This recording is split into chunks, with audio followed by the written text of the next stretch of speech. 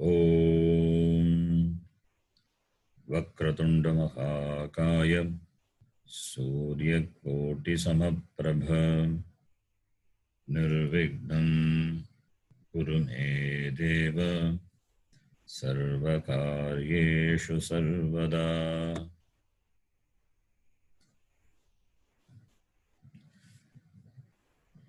Before we start our class, we offer our namaskara to Mahaganapati. The meaning of this simple shloka, which I explained before, again I will just give you the very brief meaning. Through this Prarthana shloka, we offer our namaskara to Mahaganapati, who is called Vigneshwara. Vignanam Ishwaraha Vigneshwaraha is a lord of obstacles.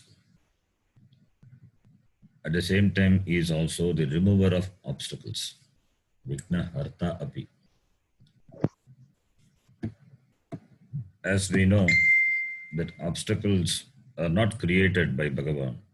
They are our own karma palam which can come in our way and obstruct in completing or executing our action. Therefore,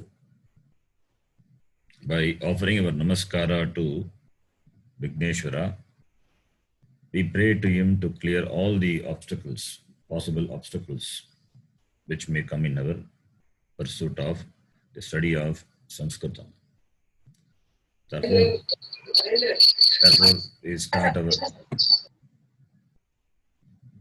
we start our class with this prayer, and some more prayers are there. We will be saying one by one. Vakratunda, hey Vakratunda. It is addressing the Lord, who has got tunda. Tunda means the trunk, and the trunk is bent. So the one who has a curved trunk, Vakratunda. Mahakaya, Maha means huge. Kaya meaning Shariram, Deha. The one who has a huge body, He Mahakaya. Surya Koti Samaprabha, or Koti Surya Samaprabha. Anyway, you can read that because there is another reading, Koti Surya Samaprabha. Koti Surya is 10 million suns. Prabha means shine, effulgence. So the one who has the shine, Sama, equivalent to 10 million suns, is the Lord Mahaganapati, He Koti Surya Samaprabha. It is Sambodhana, addressing the Lord, praising the Lord, who has the effulgence of 10 million suns. His splendor is glorified. Then in the second line, Deva also Sambodhana, addressing, O Lord. May is my, Mama Sarvakaryeshu, in all my undertakings. Mama Sarvakaryeshu Sarvada Nirvignam Kuru. O Lord, please make all my undertakings obstacles free. This is the simple meaning of this shloka. Then the next shloka, Saraswati Namastubhyam Varade Kamarupini Vidyarambam Karishyami Siddhir Bhavatame Sada. This is also another simple shloka. This shloka, it is said it was composed by Agastya Muni. Through this shloka, we offer our namaskara to the goddess of knowledge, Saraswati. Hey Saraswati, Sambodhana, addressing the goddess. Hey Saraswati, Tubhyam Namaha, namaskara to you. Varade. Varade also Sambodhana. Hey Varade. Vara means boon. And they means it is Da. Da means the giver. The giver of boons. So Saraswati, she is the giver of boons. So therefore addressing Saraswati. Hey Varade. Kama Rupini. Kama meaning pleasant. Rupa is form. The one with a pleasant form. This is also Sambodhana. The one with a pleasant form. Then second line, Aham Vidyarambam Karishyami. I am going to start this study. Aham Vidyarambam Karishyami. And that too very specifically, Sanskritam we are going to study. So obstacles can come, and that too the class is 5:30 in the morning. So you have to get up, log in. A lot of things are there. Internet should be there. And no obstacles around. A lot of obstacles are there created by ourselves. So therefore we pray to Ganapati in the beginning, and we need the knowledge. We need what we learn, what we are going to learn. For that, we need certain Shakti to grasp, to understand, to assimilate. For that, we need the grace of Saraswati also. Therefore, we give our request. Agam Vidyarambam Karishyami. I am going to start the study. Therefore, Sada me Siddhihi Bhavatu. May I accomplish. Siddhihi means success. May I accomplish success in my study. Agam Vidyarambam Karishyami. Siddhihi Sada Bhavatu. Always. Always let there be success for me in my pursuit of study. This is the meaning. So first is Ganapati Prarthana, then Saraswati Prarthana, then Guru Prarthana. Simple shloka. Gurur Brahma, Gurur Vishnu, Gurur Devo Maheshwaraha, Guru Sakshat Param Brahma, Tasmai Shri Gurave Namaha.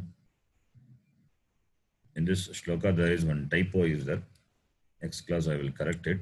Guru Vishnu, it should be Murdhanya Shakara. We'll talk about that later. Namaskara to the Guru. Tasmai Shri Gurave Namaha. I offer my Namaskara to the Guru. And who is the Guru? The Guru is Brahma. The Guru is Vishnu. The Guru is Ishvara. And Guru is Param Brahma. He is Param Brahma, Nirgunam Brahma. To that Guru, I offer my Namaskara.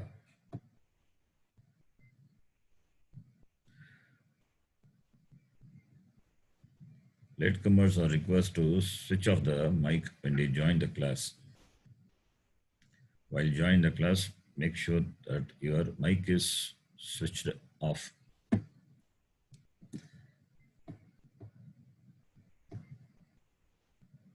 Then, after Guru Prarthana, then this is a mantra. The first three are shlokas. This is a mantra. This is a Vedic mantra. The famous Shanti Patha. There is a difference between a shloka and a mantra. Mantras were not written. Shlokas were written by a person. There is an author. Authorship is there for a shloka, whereas for mantra, there is no authorship. Mantras were revealed by the Lord to the rishis. So therefore, this is the mantra, the famous Shanti Patha. It is generally chanted by the teacher and the student, because the prayer is for both the teacher and the student. Since it is a mantra, the mantra has got swara. Swaras are not seen in this presentation, but swaras are there. So I will chant, you can listen. Om Sahana Bhavatu Sahano Bhunaktu Sahaviryam Karavavahai Tejasvinavadhetamastu ma vidvishavahai. Om Shanti Shanti Shanti. This is a Shanti mantra. This is also the meant for making the undertaking of this study of Sanskritam obstacles free. Sahana Bhavatu. It is Sahanau Avatu. May the Lord Ishvara. May the Lord Ishvara now Avatu. Now means now you don't see there Sahana Bhavatu. Actually it is now. Sandhi has happened. We will talk about Sandhi and all later. When we learn Sanskritam, you will be seeing that. Sahana Bhavatu means may Ishvara now Avatu. Now means both. Who are those people both? The teacher and the student. May the Lord protect both the teacher and the student. That is why this mantra is chanted by both the disciple and the guru. Sahanau Bhunaktu. Bhunaktu means nourish. Bhuj, nourish. May Ishvara nourish both of us. What nourishment? Is it a physical nourishment? We are going to study. We are going to gain knowledge. Therefore, nourishment in terms of jnanam, knowledge. Whatever knowledge it is, whether it is Samskrita knowledge, or it is Vedanta knowledge, or it is Vedic chanting knowledge, whatever may be the knowledge. Nourish, grow in knowledge, grow in clarity. That is a nourishment. May Ishvara nourish both of us. May Ishvara protect both of us. Protection, physical protection. Now here, this protection by making us understand the knowledge, what we gain through our pursuit of study. May Ishvara nourish, Bhunaktu, both of us. The nourishment of Buddhi. The nourishment of Buddhi, not Sharira. Because the pursuit is knowledge, therefore the Buddhi has to be nourished. That is why the prayer. Sahanau Bhunaktu iti. Sahaviryam Karavavahai. Saha Viryam Karavavahai. May both of us work together, the teacher and the student both. The teacher should be endowed with the ability, the capacity to communicate. And the student must be endowed with the power of grasping, understanding. One is the giver, other one is the receiver. So therefore, both have to work together for the effective transfer of knowledge. That is why this prayer. Sahaviryam Karavavahai iti. Tejasvinavadhetamastu. Tejasvinau. May both of us understand what we study.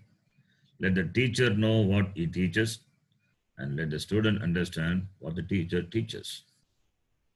So Tejasvino Bhavatu. May we become knowledgeable.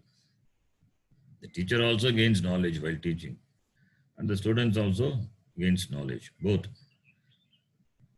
How the teacher also gains knowledge? Because jnana danena jnana vardhanam bhavati. Knowledge increases by giving knowledge. The best way of learning is teaching. The teacher also gains, the student also gains. And therefore, Tejasvi now. Let us become brilliant by studying. So Tejasvi now Aditam. Ma vid vishavahe. Important. Let us not hate each other, the teacher and the student. Let them not have hatred, dislike. Because this is communication, the teaching is communication, there could be communication problem. So therefore, we pray to the Lord, let there be total understanding between the teacher and the student so that the knowledge transfer takes place properly as intended. That is the meaning. Therefore, it is important prayer. Om Shanti Shanti Shanti. The Shanti is for three Shanti. Three Shanti for three Tapa Nivrityartham. Three types of obstacles, therefore three Shanti. As I said before, the obstacles could be ourselves, we could be our obstacles. Adhyatmika Pratibandha. The word for obstacle is Pratibandha. So we could be our own obstacle. Own obstacle, it means physically also, physically, mentally.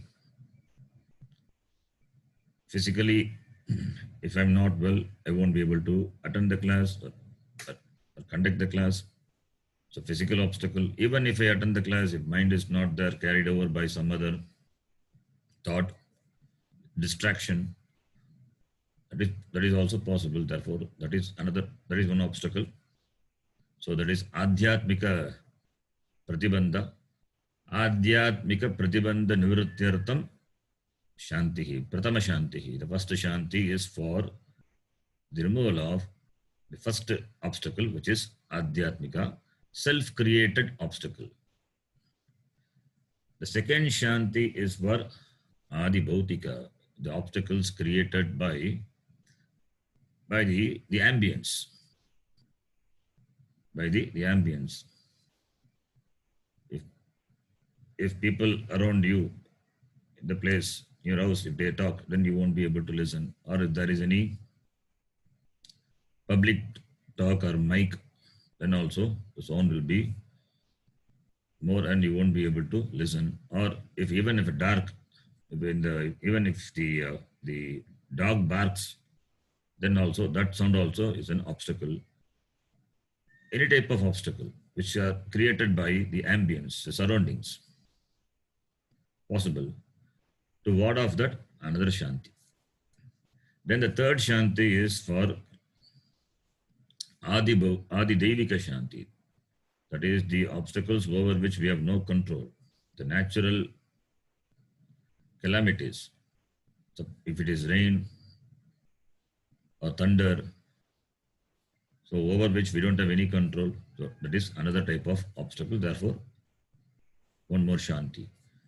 Three types of obstacles, therefore, three Shanti. So these are the prayers which we will be chanting before every class. I will chant. You can keep your mic in mute and then chant. And please keep the video also switched off all the class. And I will switch off my video also. You will see only the screen. And I request you to use headphone so that the external noise will not disturb the class. And request you to be focused only in the class. And you can have a notepad and a pen so you can take notes. I will send you the material also later. And if you have any doubts, you can unmute your mic and ask me also. If the doubt is not clarified, you can just keep a note of the doubt. You will see it getting clear over a period of time also. So we will start the class now, and we are going to learn Devanagari script.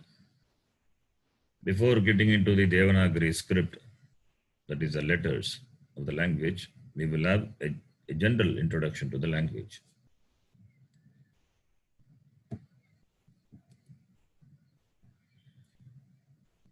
Sanskritam, it is Sanskritam. Please note, it is not Samaskritam. It is not Sanskrit. It is Sanskritam. Samskrtam. Sanskritam is, according to the international standard, Sanskritam, using the diacritical marks, it is written like this only, Sanskritam. This is the right way. Sanskrit is the anglicized word. So we avoid using the word Sanskrit. Maybe in the beginning I may use till you get familiar with the word Sanskritam. Later we have to drop the word Sanskrit. It is Sanskritam, not Samaskritam, not Sanskrit also. It is Sanskritam. We'll be seeing why it is called Sanskritam. Samyak Kritam iti Sanskritam. So Sanskritam is one of the old and the classical language spoken by the people of Bharatavarsha. It is Bharatavarsha. India is a new name. The name was Bharata.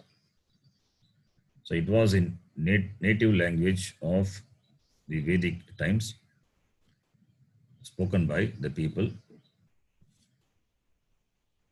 And it is said that this language used in the Vedas was prevalent in the form of different dialects.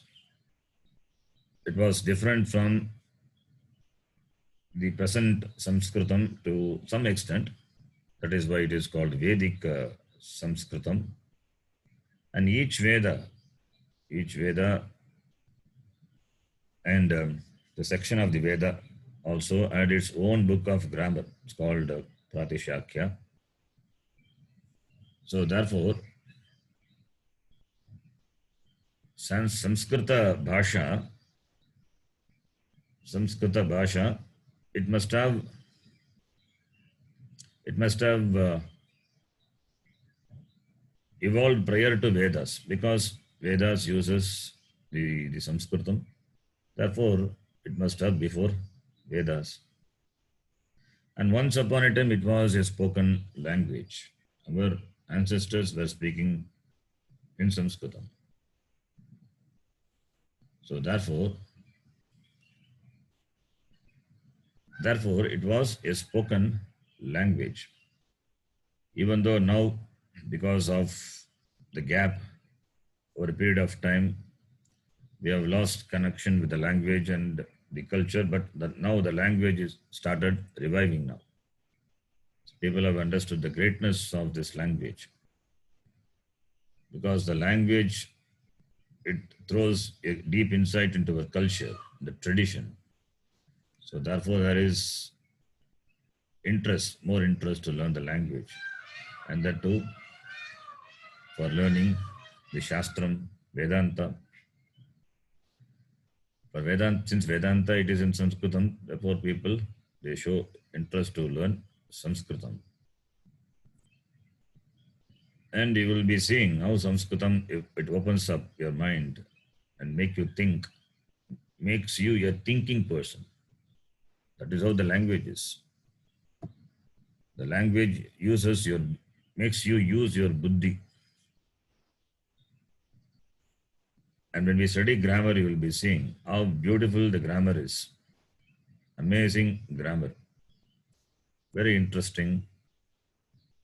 And it makes the mind very sharp. And the language is, by nature, it is sattvic. Every language is sattvic. But Sanskritam, you will find it is more sattvic. Every language has its own beauty. But this language, this Deva Bhasha, you will find it refines your thinking pattern. It refines the the way you think, making your buddhi very alert.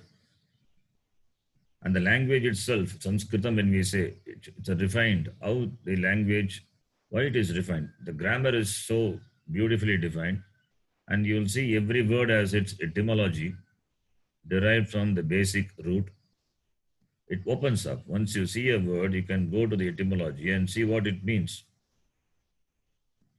A word is connected to its root, and therefore the word will have meaning connected to the root.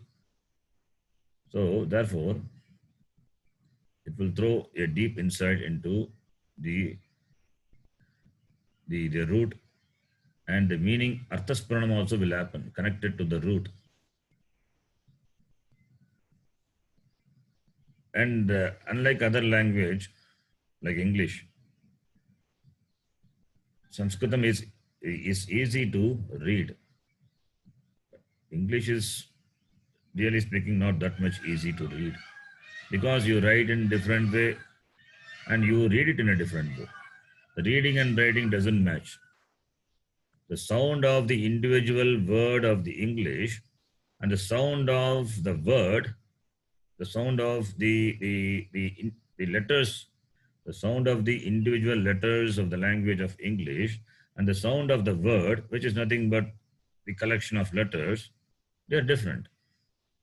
And some letters are silent also. So for a new learner, for a non-native person, English is a problem. That is why we have different types of English. People in Tamil Nadu, they will speak Tanglish. In Bengal, they will speak Bonglish. In Hindi, people will speak English. So they have their own mother tongue, shade will be there in their English. But Sanskritam, whether you speak or I speak or anybody speak in the world, it will be same. Because as it is written, so it is pronounced. The sum total of the pronunciation of the individual letters is the pronunciation of the word. So there is no difference. That's why I said it is easier to read. Now, this Sanskritam belongs to a group of languages called PIE, Proto-Indo-European languages. This is a model. This is a model.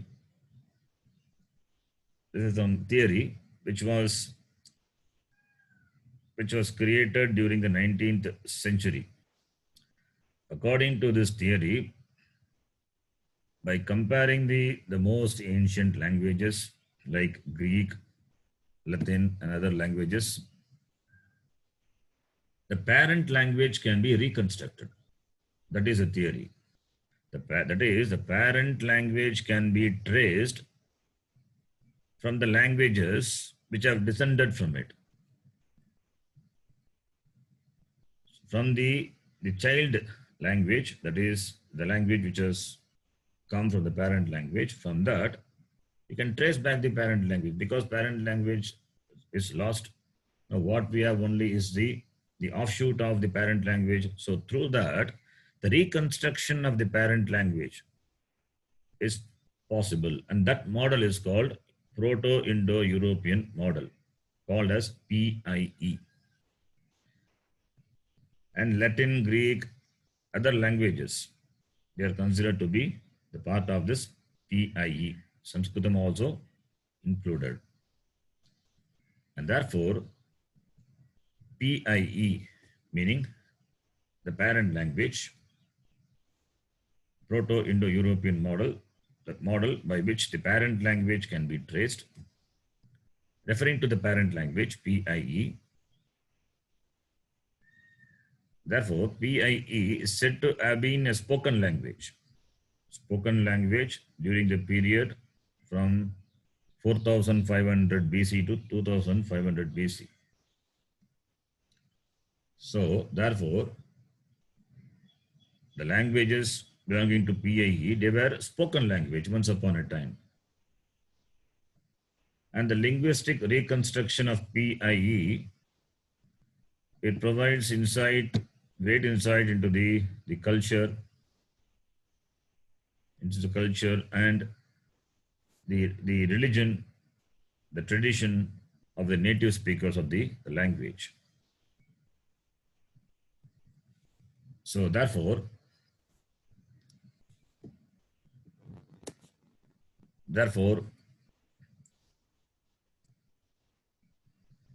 when the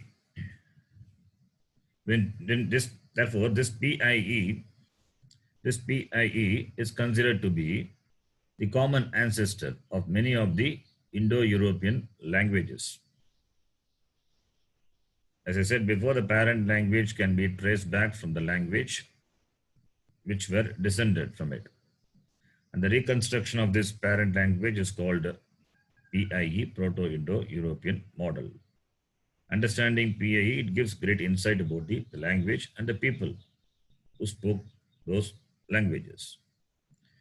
Over a period of time, when the native speakers of the language, they become isolated due to migrations and other reasons, slowly it get diverged into the other ancient and modern Indo-European languages. And you will see the widely spoken offspring of PIE. They are Spanish, English, Persian, French, Portuguese, Italian, and many Indian languages, Hindi, Urdu, Marathi, Bengali. So these are the main offspring language of PIE. And it shows that Sanskritam is the mother of many Indian and European languages. From Sanskritam, many of the Indian as well as European languages have descended. So that insight is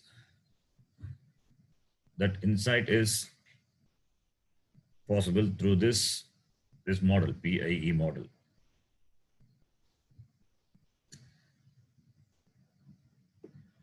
And William Jones, a great British philologist,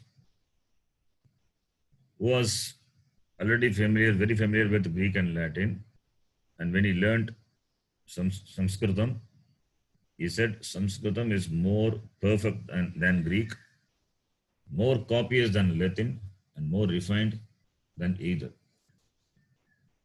So he has understood the greatness of Sanskritam. Unless you have the knowledge of other language, you won't be able to appreciate.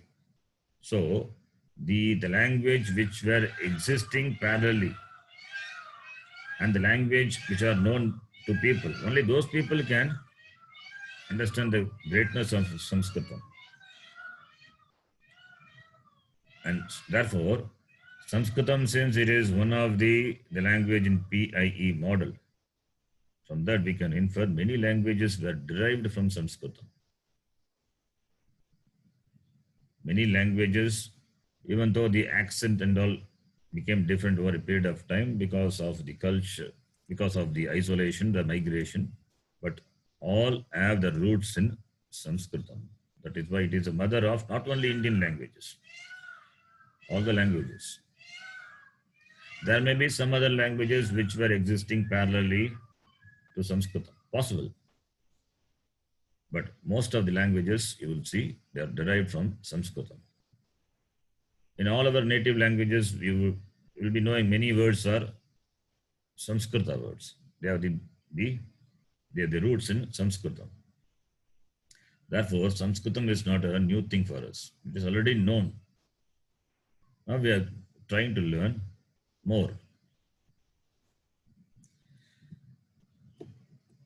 And we use the word Sanskrit. As I told before, instead of using the word Sanskrit, we can use the word Sanskritam. It is a better word. There is nothing wrong with the word Sanskrit, but still, since it is an English word, so the correct word must be Sanskritam. And Sanskritam is the transliterated word according to the international standard. International Alphabet of Sanskrit transliteration, IAST, it is called.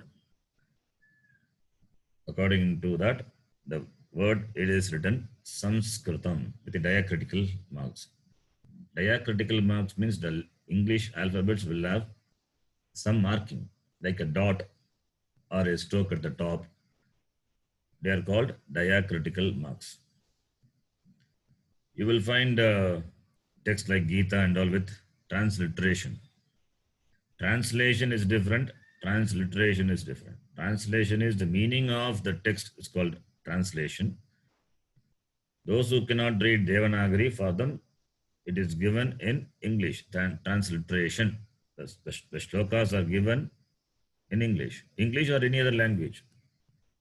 Sanskritam, even though it is written in Devanagari, but you will see that it is written in all the languages.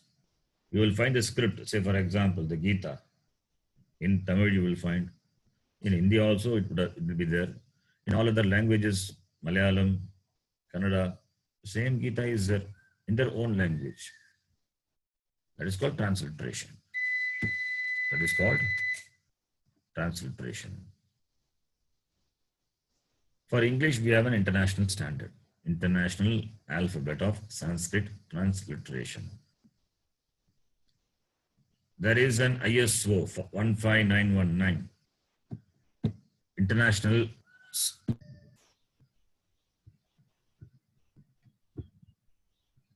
Hello, can you all hear me? Yes, sir. Okay. Yes, yes. Yes, in between there was power off. It will come again. It will come immediately. UPS is up, but still power. When the power goes off, then I may get disconnected and then I will join immediately. So don't worry. As I told before, we are living in the mid forest. So power cut will be there frequently. And we have generators set, so it will start immediately within 6 seconds. In between, there will be some disturbance. You have to bear with that. Okay. So the International Alphabet of Sanskrit Transliteration. According to that, we are writing this. And there is an international standard, ISO 15919. That is the transliteration of Devanagari and related Indic scripts into Latin characters. Like we have ISO for ISO 2000, 2001 and all. Similarly, for the language, we have got this ISO 15919. So they recommend the diacritical marks to map the consonant and the vowels in the Brahmi script to Latin script. Brahmi script is older than Devanagari script. So, and Sanskritam uses Devanagari script.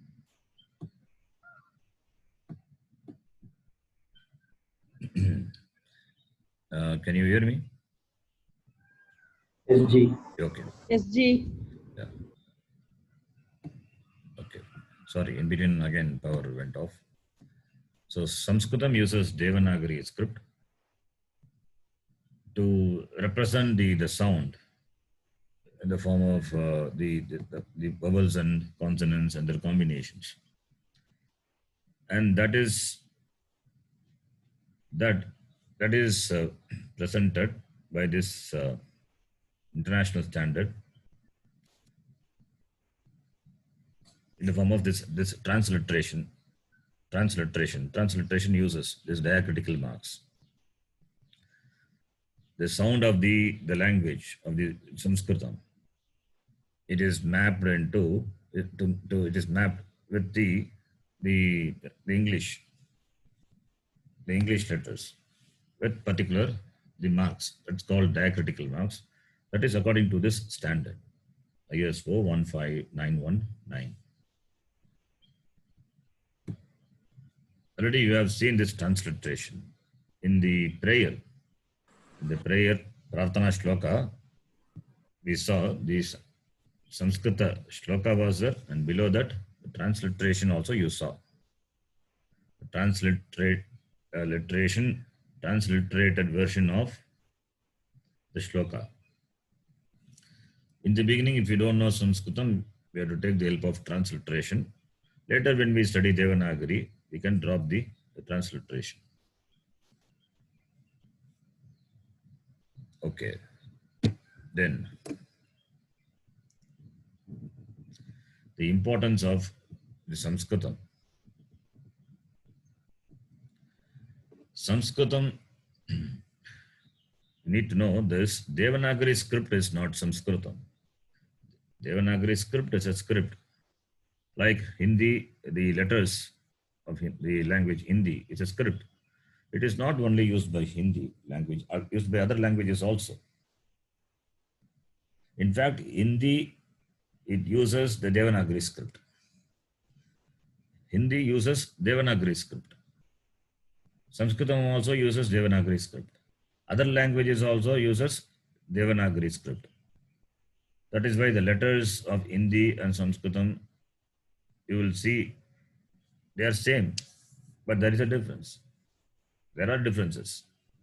Even though the letters are same, and pronunciation also you will find it is same, but there are differences. So script is different, the language is different. Sanskritam uses Devanagari script. Script is the letter which represents a sound. The sound is captured or sound is presented in the form of the script, the letters. So,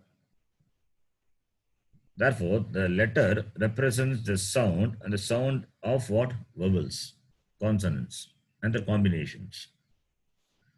That is what we are going to see. A language is nothing but these three vowels, consonants, and the combination of these three. They are the sounds, and the sound is captured in the script, Devanagari script. And Sanskritam uses the Devanagari script. So Sanskritam, when it was a spoken language, that time it did not use Devanagari script. But later, when writing came into existence, in the beginning there was no writing, only speaking. Communication was only through speech. So therefore, Sanskritam did not use Devanagari script. But later, when writing was invented, then it started using Devanagari script. When did it start using? We don't know. All these are beyond our knowledge of time. Time we cannot say. This particular time we cannot say. That is any Indian history, if you take, we cannot precisely say what time. Scholars will say some time, will predict. It is only a prediction. It is only an assumption, but we cannot say it for sure. Any time. They say the birth of Shankaracharya is 788 to 820. That is the view of the scholar regarding the time period of Shankara Bhagavad-pada. But exact time we don't know. They differ. Some will say 5,000 years before. So all these are subject to debate. So therefore, the exact time is not known. When it comes to Indian history, Indian literature, Indian authors, ancient Indian authors, there is no time at all. And when we talk about the language, the time is totally ruled out. There is no time. We cannot talk about the time. When Sanskritam started using Devanagari script, we cannot say. And Vedas were transmitted orally. Never it was written. So but now what idea we have is Vedas are books and it is in Sanskritam. No, Vedas are not books, really. It is not like any other holy book of the other religions. It is not a book at all. It is knowledge. It is knowledge. And it was never written. We're all transmitted orally from the mouth of the teacher and to the disciple. Just imagine the whole Vedas which were in the memory of the Guru, and he transmits to the disciple, and the disciple observes as it is, as it was conveyed by the teacher. No alteration, no no change of the sound of the Veda. As it is, as it was taught, so it was grasped by the student, and the student became a guru, and he transferred to his disciple. That is how the whole parampara is, sampradaya is. So were never written. So when writing came into existence, Sanskritam started using Devanagari script, and Vedas were later written or published in the form of books and other things. Now we have soft copies also. So that is how it is. Because we see a text in Devanagari script, so we cannot say Sanskritam. Devanagari is Sanskritam. Sanskritam uses Devanagari script. Now this Deva Bhasha, Sanskritam, it is a living language. If anybody says it's a dead language, we should discard the person also, the idea as well as the person, because Vedas has its roots in Sanskritam has its roots in Veda. Vedas cannot be destroyed because they are the prana of Ishvara. Vedas are not subject to destruction. Vedas have got pravaha nityatvam. Whenever the Srishti come into existence, along with the Srishti, Vedas also come. Vedas are like the Shvasa, the breath of Ishvara. So it is one with Ishvara. When the Ishvara creates a Srishti, along with the Srishti, Veda also come. Therefore, Vedas doesn't have destruction. And therefore, Sanskritam also cannot be destroyed. They are not destructible. So therefore, it is not a Mrita Bhasha. It is always a living language. That is why the letters of the language are also called Aksharam. Aksharam means that which cannot be destroyed. The sound are naturally available. The sound of the letters of the language are naturally available in the Srishti. That cannot be destroyed. The Srishti may go back into unmanifestation and come back into manifestation. That is called Pralaya. Pralaya is the Srishti goes back into unmanifestation stage. And again it comes back to manifestation. That is called again Srishti. Srishti, Sthiti, Laya. Srishti, Sthiti, Laya. This is a cycle. But never get destroyed. Therefore, the sound which is available naturally in the Srishti, in the creation, they are captured by the language, and therefore the letters of the language are called Aksharam. Aksharam means that which cannot be destroyed. And therefore, since Vedas are not destructible, and Sanskritam which has roots in Veda, therefore Sanskritam also is not destructible. It cannot be destroyed.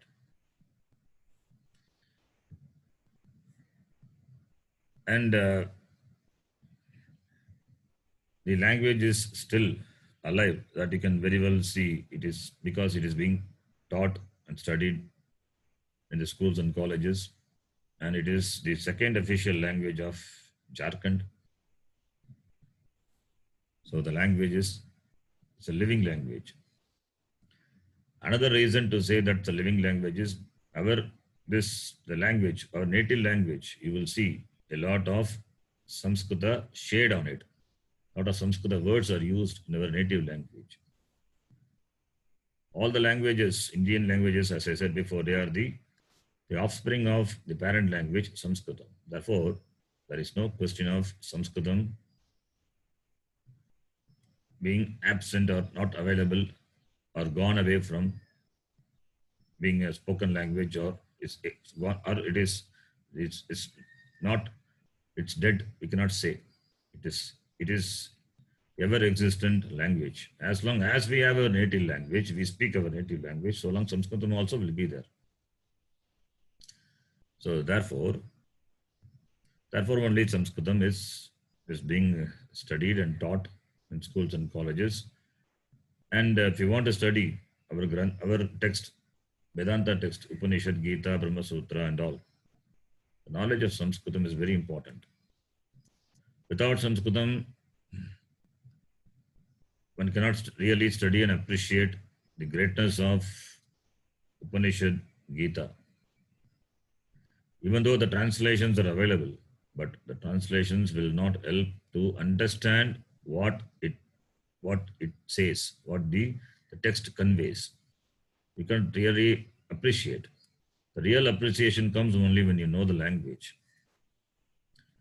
And that too, the translations, whatever is available now, they're not good translation.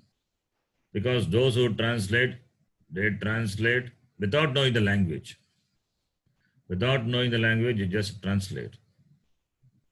Knowing the language and knowing the tatparya of the Shastram, then only the translation is possible. Translation cannot be literal. It should be in keeping with the meaning of the text, meaning of the shloka. Exact translation will not help. Exact translation is not possible and also will not help to understand the tatparya, the essence of the text, the shlokas of the text. So therefore, we need to have understanding of the language as well as the understanding of the tatparya of the text, this grantha. Then only translation should be done. But how many people will do translation like that? So even though you have Gita, Upanishads and all in English, other languages, but study of them in that language has got certain limitations. You will really appreciate Gita only when you study Sanskritam. The language opens up your vision and you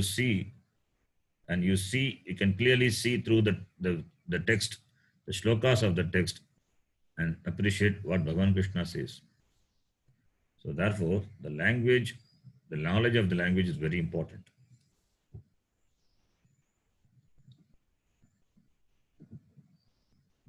Therefore, you will be totally handicapped if you don't know Sanskritam. As I said before, any help of translated study, that will not help us to understand and appreciate the Shastram. Therefore, the knowledge of Sanskritam is important.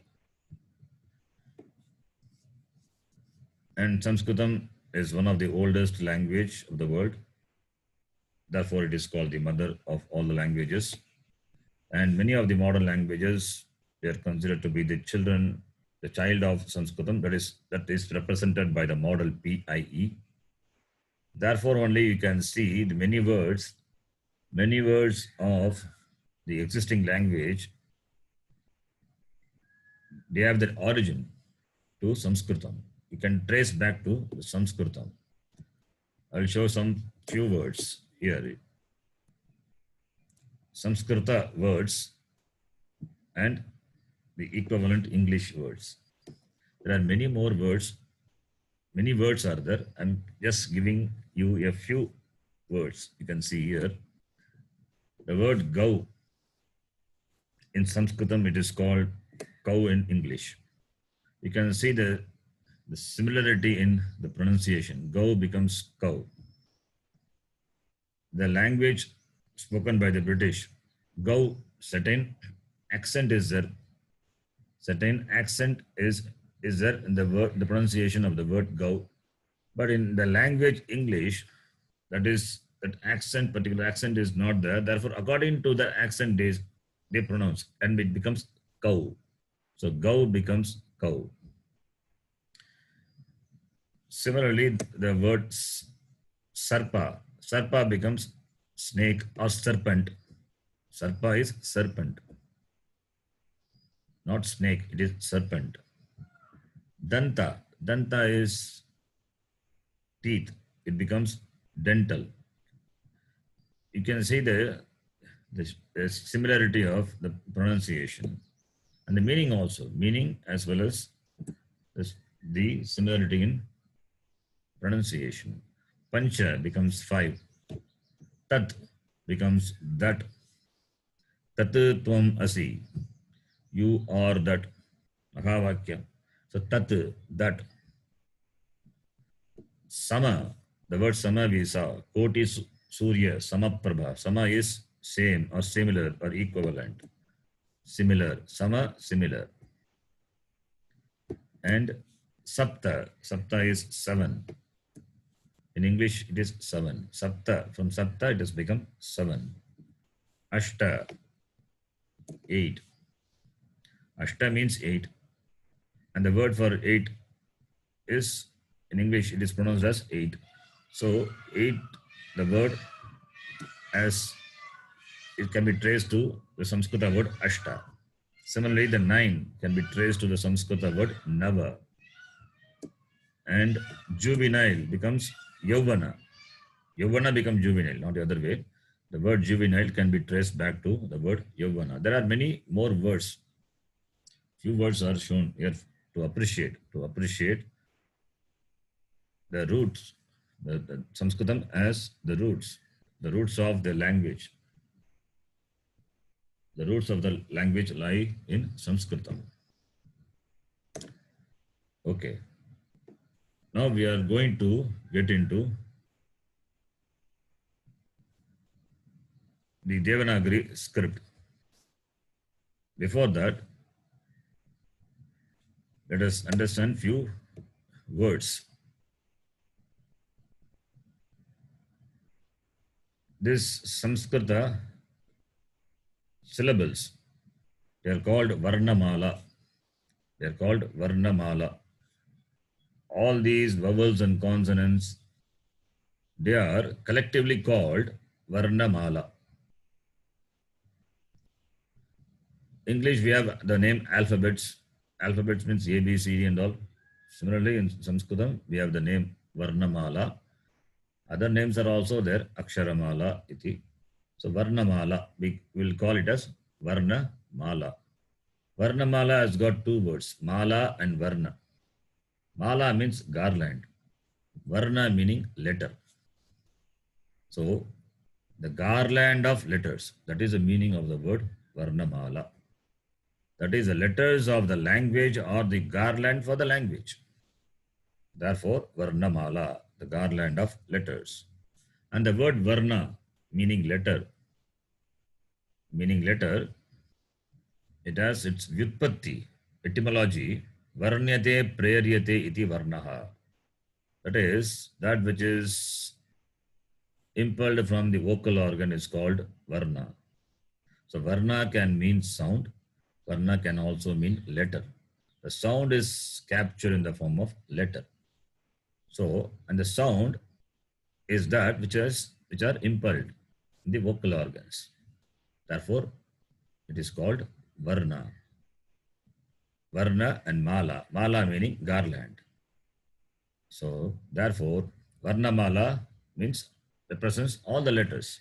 The letters of the language is called Varna Mala. And already we have seen the word Aksharam. Aksharam is that which cannot be destroyed. And the sound cannot be destroyed. Therefore, Varnamala can also be called Aksharamala. The letters are also called Aksharam. That is why we say when a child for the first time studies the script, we say Akshara Abhyasa. Akshara Abhyasa. Akshara is letters. So Akshara, na ksharati iti aksharam, that which cannot be destroyed is called Aksharam. The sound cannot be destroyed. So therefore, Varnamala can also be called as Aksharamala, the garland of letters. Varna, as I said before, which is impelled from the vocal organ. We'll talk about vocal organ in detail, how different sounds are produced from our vocal organs. our vocal organ is different from the vocal organ of animals. That is why different sounds are possible. And varna can also mean that which delineates or describes very precisely. Another meaning of the word varna.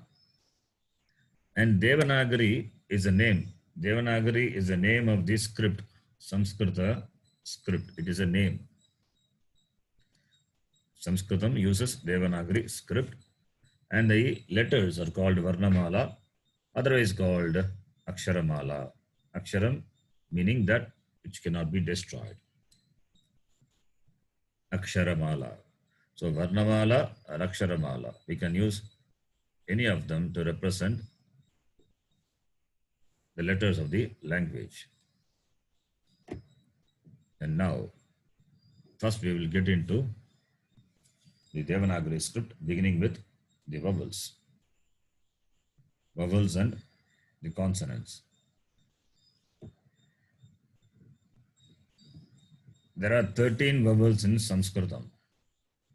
The number may differ. Some people have different number, but for us, we can take it as 13. 13 vowels in Sanskritam. And vowels are called Swaraha or Swaravarnaha. Swaraha or Swaravarnaha, or you can call it as Achaha, a short term to represent vowels. Achaha. Why it is called Achaha, we will see later. So Swaraha. Swaraha, beautiful word. Swayam Rajate. It is Swaraha. They shine on their own, independently. That is why it is called Swaraha. And there are 13 Swaras. 13 vowels. And these vowels are classified into simple and conjunct. Simple vowels and conjunct vowels. What are they? What are simple vowels and what are conjunct vowels? Those details we will see in the next class. So we stop here. Next class we will continue from where we stopped. We start from the vowels, introduction to the Devanagari script and vowels. Within Devanagari script, we will start from vowels. So we stop here. As I said, it is 1 hour. So I think I've exceeded just 5 minutes. 5 minutes more, because some students said they cannot spend more time, exactly 1 hour, because after that their work starts. So I have to be on time, complete on time. So I stop here 6:30. If I exceed the time, you please let me know. I will stop. So we'll stop the class today and we will continue. We'll continue the next class from where we left. At the end of every class, we will chant another Shanti Pata, which is Purnamadaha. Purnamada Shanti Pata. Next class, we can show you the script. Om Purnamadav Purnamidham Purnat Purnamudachyate Purnasya Purnamadaya Purnameva Vashishyate. Om Shanti Shanti Shanti. Harihi Om Shri Gurubhyo Namaha. Harihi Om. Dhanyavadaha. If you have any doubts, you can ask. Maharaj, can I ask a doubt? No? Yeah, please. Yeah. Namaste, Maharaj.